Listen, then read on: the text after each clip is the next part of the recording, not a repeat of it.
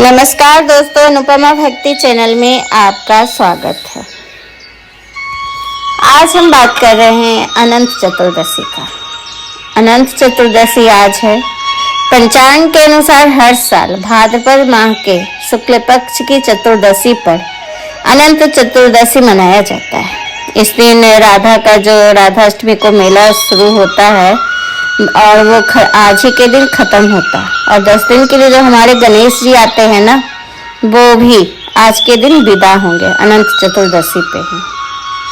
तो इन दोनों वजह से भी इसका महत्व बढ़ जाता है। और इस दिन भगवान विष्णु की पूजा अर्चना करने का विधान है। मान्यता है कि इस दिन व्रत का पाठ करने से साधक को सुफल की प्राप्ति होती है।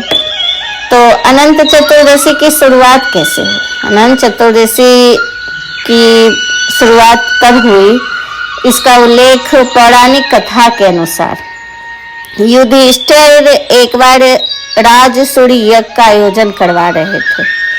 यज्ञ का मंडप जल में स्थल तथा स्थल में जल की तरह लग रहे थे।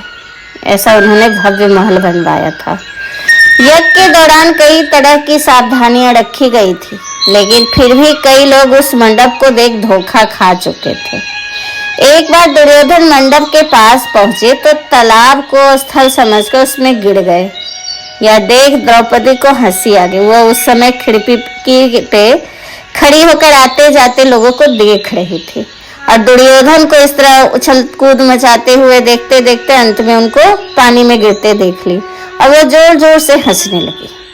उनके इस तरह हंसने से दुर्योधन को बड़ा क्रोध आया और द्रौपदी ने एक व्यंग भी कर दिया। पता है, ताना किसी को जल्दी नहीं मारना चाहिए। ताना ना सीधे दिल पे लगती है, और यही चीज द्रौपदी ने गलती की थी। उन्होंने दुर्योधन को अंधों की संतान कह दिया।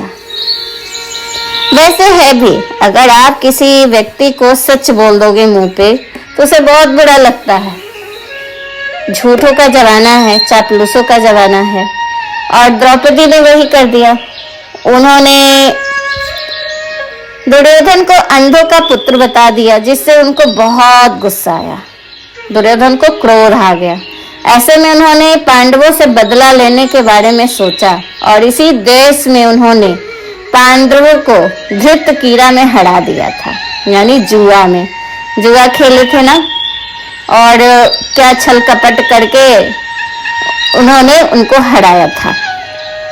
और इसी एक हंसी की वजह से, अंधे का पुत्र कहने की वजह से उनको पांडवों को ना हार का और 12 साल बर्बाद काटना पड़ा था। बहुत दुख झेलने पड़े थे। इसी दौरान उन्हें कई तरह की परेशानियों का सामना किया। इस वजह से पांडवों को हारने की वजह से 12 साल का वनवास काटना पड़ा। इस दौरान उन्हें कई तरह की परेशानियों का सामना किया। एक समय ऐसा आया जब भगवान श्री कृष्ण उनसे मिलने के लिए गए। तब युधिष्ठिर ने कृष्ण जी से अपने दुख के बारे में बताया और समस्या से मुक्ति पाने के लिए उपाय पूछा। ऐसे में प्रभु अनंत भगवान का व्रत करने के लिए कहा। उन्होंने कहा कि इस व्रत को करने से सभी दुख दूर होंगे। इस संदर्भ में कृष्ण ने युधिष्ठिर को कथा सुनाई, जो इस प्रकार थी। ये कथा खुद से कृष्ण भगवान ने सुनाया था। प्राचीन काल में सुमंत नाम का तपस्वी ब्राह्मण था। उसकी बेटी परम सुंदरी, धर्मपरायण और ज्योतिमय कन्या थी। कुछ समय के बाद ब्राह्मण की पत्नी दीक्षा की मृत्यु हो गई। ऐसे में उनसे दोबारा विवाह कर लिया और अपनी पुत्री सुशीला का विवाह ऋषि कौंडिन्य से करवा दिया। उसके बाद कौंडिन्य सुशीला को लेकर अपने आश्रम की तरफ चल दिए। आश्रम दूर था। चलते चलते देर हो गई। आश्रम पहुंचने के दौरान ही रात हो गई थी रास्ते में ही, इसलिए वे दोनों नदी के तट पर रुक गए।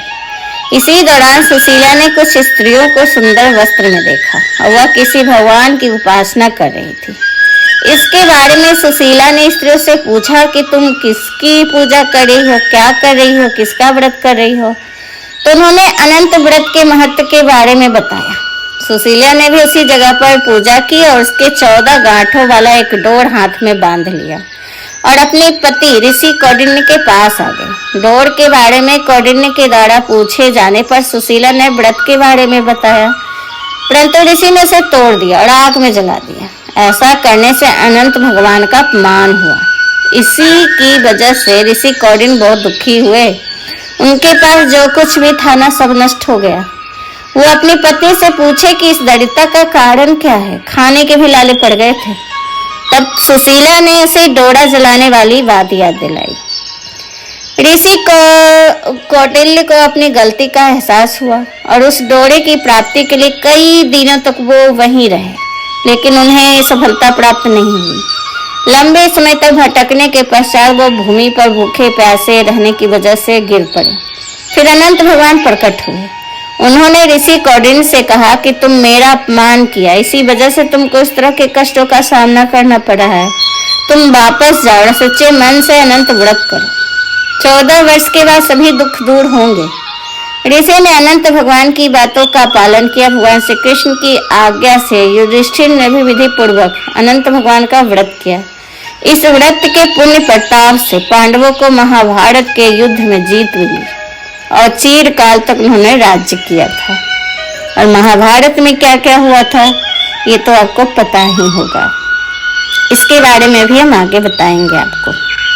अगर आप अनंत चतुर्दशी का व्रत करने जा रहे हैं तो आप विधि विधान से भगवान विष्णु की पूजा करें और पूजा के बाद व्रत कथा अवश्य सुनें। इस व्रत कथा से सुनने से लोगों के जीवन में अनंत सुख की प्राप्ति होती है और जीवन में आने वाली सारी बाधाएं खत्म हो जाती है। अनंत चतुर्दशी के दिन भगवान विष्णु की मूर्ति को गंगा जल से स्नान कराकर उसे साफ वस्त्र पहनाया जाता है। भगवान विष्णु को तुलसी के पत्ते, फूल, धूप, दीप, नैवेद्य, अरोली आदि अर्पित करें। भगवान विष्णु के मंत्रों का जाप करें और खीर, खोआ से बनी मिठाइयाँ चढ़ाएं। भगवान विष्णु की मूर्ति पर अनंत सूत्र चढ़ाए जाते हैं, जिसे पूजा के बाद अपने दाहिनी हाथ पर बांधा जाता है। अनंत चतुर्दशी की व्रत कथा भी जरूर सुनें, उसके बिना यह पूजा अधूरी मानी जाती है। मान्यता है कि इस दिन भगवान विष्णु की विधिवत पूजा करने के बाद उनके नाम पर 14 गांठ वाला अनंत डोरा बांह पर धारण करने से अनंत पुण्य की प्राप्ति होती है।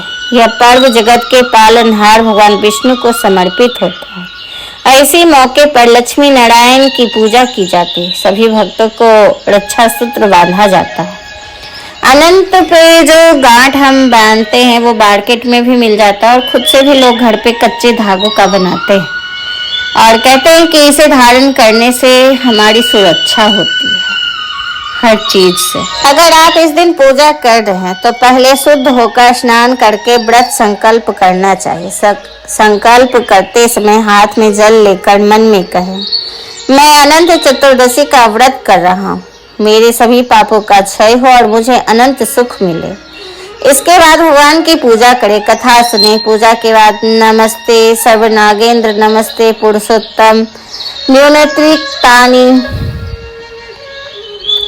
परिस्फुटानि या नहीं कर्मणि मया कृतानि सर्वाणि चेतानि मम क्षमस्व प्राहि पुनरागम्याय दाता च विष्णु भगवान अनंतन प्रतिग्रहिता च स ए विष्णु तत्स्मर्तव्या सर्वमिदं तत् च प्रसीद देवेश वर्ण दत्सव मंत्र बोले। ये मंत्र बोलने से भगवान प्रसन्न होते हैं और इनकी पूजा की जाती है। कहते हैं कि रक्षा सूत्र कच्चे धागा का हो, रेशमी के धागे का भी बना सकते हैं। रेशमी के धागे का भगवान को आगे समर्पित करें, फिर उनके पास रखकर पंचोपचार या षोडशोपचार पूजन करें। रेशम के धागे को हल्दी में डुबोकर उसमें 14 गांठ लगा ले। उसके बाद मंत्र का जाप करें। अनंत संसार महासमुद्रे मग्न नाम संभ्युद्धर वासुदेव अनंत रूपेण विनियोगिता तमम हम अनंत रूपाय नमो नमस्ते। इसके बाद रक्षा सूत्र पुरुष दाएं हाथ में और महिलाएं बाएं हाथ में बांध ले। इस दिन भगवान विष्णु को खीर का भोग लगाना चाहिए। पहले ब्राह्मण को भोजन कराएं एवं दान दे, उसके बाद स्वयं भोजन करें। इस तरह ये अनंत चतुर्दशी मनाया जाता है। अब आजकल के तो लोग उतना कुछ नहीं करते हैं। किसी एक जगह पूजा होती है, किसी एक के घर में या फिर मंदिर में ही लोग खीरा, मिठाई और वो जितने परिवार होते उतने धागों का 14 गांठ लगा के रक्षा सूत्र बनाकर मंदिर में दे दिया जाता है। फिर पंडित जी आते हैं, कथा व्रत पूजा कर देते, फिर सब अपने अपने घर में लेके जाते। लेकिन हाँ, इस पूजा में खीरे का बड़ा महत्व है। खीरा के बिना ये पूजा नहीं होती है। तो जब भी अनंत भगवान की पूजा होती है ना, तो खीरा वहां रखा जाता है और खीरे को तोड़ा जाता है, जैसे जन्माष्टमी के दिन टूटता है। और कहते हैं कि अनंत चतुर्दशी जो मनाते हैं उसमें भगवान नारायण को, विष्णु भगवान को दूध से बनी चीजें बहुत पसंद थी, इसलिए उनको खीर अगर बनाए तो बहुत अच्छा है। खीर ना बना पाए तो दूध से बनी मिठाइयाँ भी आप मार्केट से खरीद के दे सकते हैं। अपनी सुविधा अनुसार करना होता है पूजा। पूजा तो पूजा होता है, भगवान का नाम भी ले लिए तो वो भी खुश हैं। वो अनंत चतुर्दशी पे कुछ उपाय भी लोग करते हैं। जैसे अनंत चतुर्दशी पर भगवान विष्णु और धन की देवी लक्ष्मी की पूजा करते हैं और 14 गांठ वाला अनंत सूत्र धारण करते। कोई एक दिन में ही उतार देता है, कोई 14 दिन तक रखता है और कोई साल भर रखता है, वो अपनी इच्छा है। लेकिन हाँ, इसे उतारने के बाद इधर उधर ना फेंके, किसी पुराने कुएं में डाल दे या जमीन के नीचे दबा दे। वो कच्चा धागा होता है। अगर गमला है तो गमले के अंदर मिट्टी में दबा दे, जिससे वो गल जाएगा, अपने आप गमले में विलीन हो जाएगा। और नहीं तो नदी है आपके आसपास तो नदी में बहा दे। लेकिन ऐसे ही कहीं भी नहीं छोड़ देना चाहिए। और जब कहते हैं कि जो ये सूत्र बांधते हैं उनको मांस, मछली, इन सबों से दूर रहना चाहिए। पर इसीलिए लोग नहीं बांधते हैं आजकल के लोग, क्योंकि उतनी सफाई लोग कर नहीं पाते हैं, कुछ भी खा लेते हैं। अनंत चतुर्दशी के नकारात्मक ऊर्जा को दूर करना है तो अनंत चतुर्दशी पर एक कलश में 14 लौंग और 1 कपूर डाले, फिर उन्हें जलाए। इस कलश को घर में दूर किसी चौराहे पर रख दे। ऐसे करने से ना घर में नकारात्मक ऊर्जा का जो संचार होगा वो नकारात्मक ऊर्जा दूर हो जाएगी। घर में प्रेम और सुख समृद्धि के लिए भगवान विष्णु को 14 जायफल अर्पित करें और उनका मंत्र जाप करें। व्रत का पारायण करने के बाद इस जायफल को किसी पवित्र नदी में प्रवाहित कर दे। इससे घर में प्रेम बढ़ेगा और कलह कलेश कम होंगे। आर्थिक स्थिति को मजबूत करना है ना, तो धन और ऐश्वर्य की देवी माँ लक्ष्मी और भगवान विष्णु की सच्चे मन से पूजा करें और सत्यनारायण कथा का आयोजन करें। कथा के बाद जरूरतमंद को धन का दान करें, जिससे आपकी आर्थिक स्थिति मजबूत होगी। स्वास्थ्य लाभ, जो आजकल बहुत से लोग बीमार भी रहते हैं ना, बीमारी ठीक नहीं होती है। ऐसे परिवार के किसी सदस्य की बीमारी से जो ग्रस्त है, वो अनंत चतुर्दशी के दिन एक अनार को बीमार व्यक्ति के सिर से 14 बार कर ले और फिर उसे गाय को खिला दे। इससे स्वास्थ्य में लाभ मिलेगा। आत्मविश्वास में वृद्धि और बुरी शक्तियों से बचाव चाहिए तो कलाई पर 14 गांठों वाला रेशमी अनंत सूत्र बांधे। यह धागा बुरी शक्तियों से बचाता है और आत्मविश्वास बढ़ाता है। घर में सकारात्मकता के लिए घर में मुख्य द्वार, पूर्व दिशा या रसोई में घी का पंचमुखी दीपक जलाए या कलावे की बत्ती वाला दीपक जलाए। इससे भगवान विष्णु प्रसन्न होते हैं और अनंत आशीर्वाद प्रदान करते हैं। तो आपको ये वीडियो कैसा लगा हमें जरूर बताइएगा। अगर ये वीडियो सुनने में अच्छा लगा तो प्लीज हमें सब्सक्राइब कीजिए, लाइक कीजिए और मेरे वीडियो सुनने के लिए आपका बहुत बहुत धन्यवाद। नमस्कार।